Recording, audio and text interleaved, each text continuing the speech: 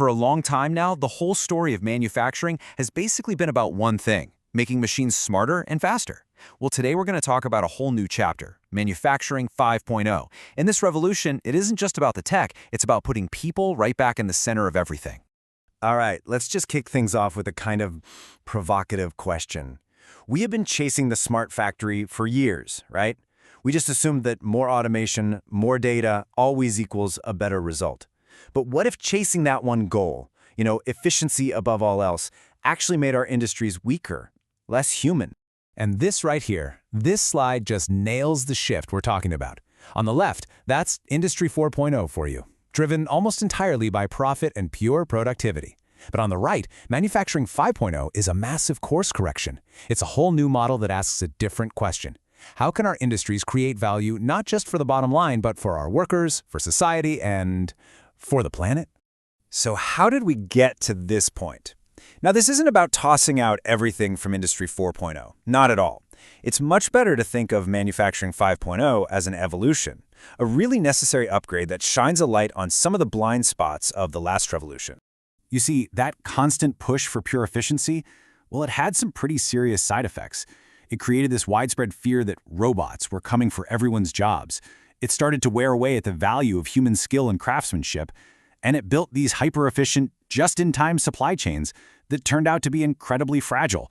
As we've all seen recently, a system that's only built for the best-case scenario just shatters when a real crisis hits. So how do we fix that? How do we build something that's less fragile and more focused on people? Well, Manufacturing 5.0 rebuilds the entire foundation on three really powerful interconnected pillars. So let's dig into each one. First, and you could argue most importantly, is human centricity. And here's the absolute game changer. Technology becomes a partner, not a replacement.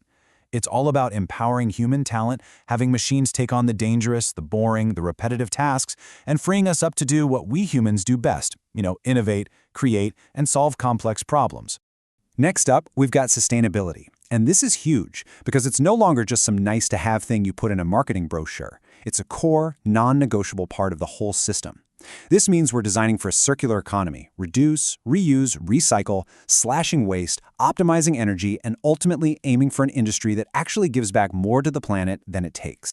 And the third pillar is all about resilience. So instead of those brittle systems we talked about, the goal here is to build anti-fragile ones. Now, what does that mean?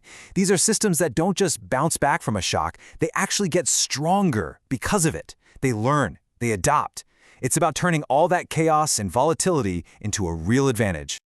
Okay, so this vision is more than just a nice idea, right? It's actually powered by some seriously cool tech. These are the engines that make those three pillars, human centricity, sustainability, and resilience, a reality. And while some of the names might sound familiar from Industry 4.0, their purpose and how they all fit together is completely new. And a really great way to get your head around how all this tech works together is to think of the factory like a living, breathing thing. The AI is the brain, making smart predictions.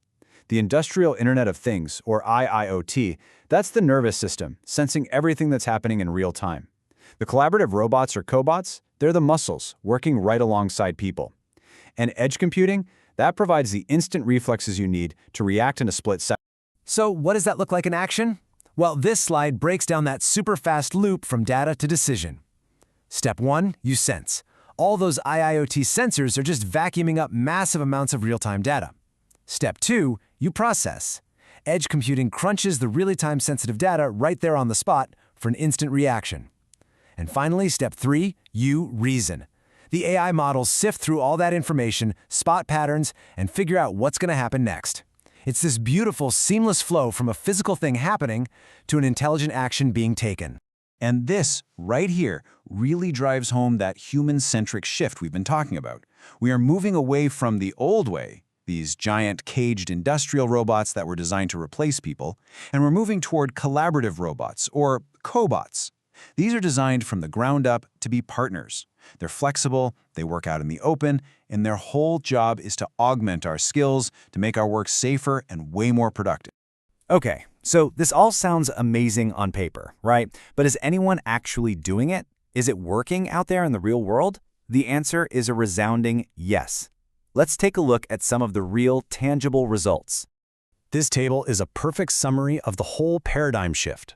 The role of a human on the factory floor changes from just being a supervisor who might get replaced to being a central, empowered collaborator. The whole reason for using technology shifts from just automation to actual empowerment. And the entire production model evolves from cranking out identical items to enabling mass personalization, with sustainability baked in from the start.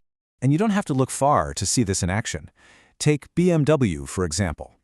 They have developed tools that let any worker on the factory floor with zero prior coding or data science experience build and deploy their own AI models to check for quality. Think about that. This isn't just using AI, it's democratizing it.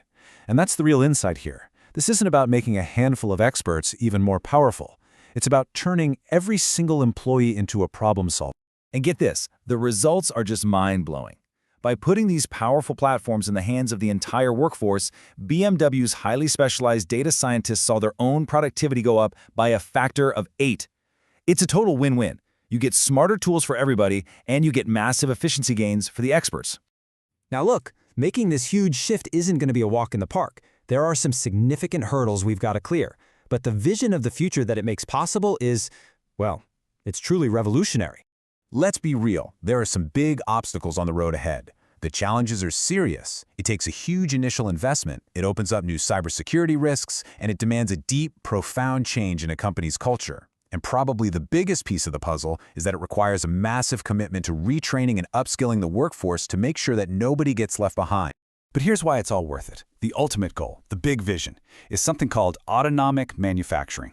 Just imagine a global network of production systems that can organize themselves, optimize themselves, and even heal themselves when something goes wrong, all of it guided by the human-centric, sustainable values that we set.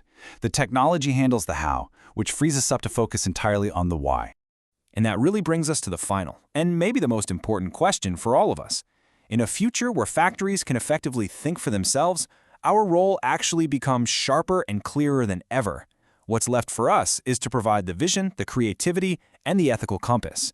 It's not just about what we can make, but about the kind of world we want to build.